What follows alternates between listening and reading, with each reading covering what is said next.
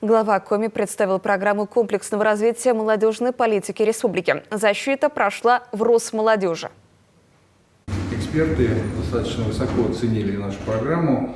Особенность программы – это то, что молодежь сама предложила то, что ее интересует. Это первое. Второе, у нас очень большой сектор сельской молодежи, и это тоже наш конек, потому что половина населения республики живет на селе.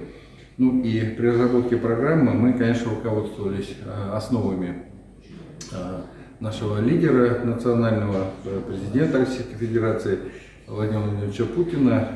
Есть документ «Национальные цели развития Российской Федерации» до 30-го и на период до 36 года. Ну и в числе задач это создание профессиональной базы, военно-патриотического воспитания, кадрового обеспечения, реабилитации наших молодых ребят, которые возвращаются в СВО, создание новых пространств притяжения молодежи. Здесь мы тоже предложили наш пилот.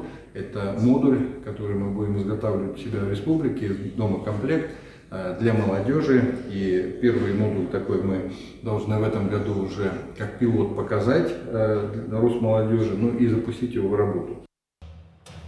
Еще одна задача – организация уникальных событий и создание новых молодежных брендов. В Коми они уже есть. Это универвидение и открытые молодежные арктические дельфийские игры.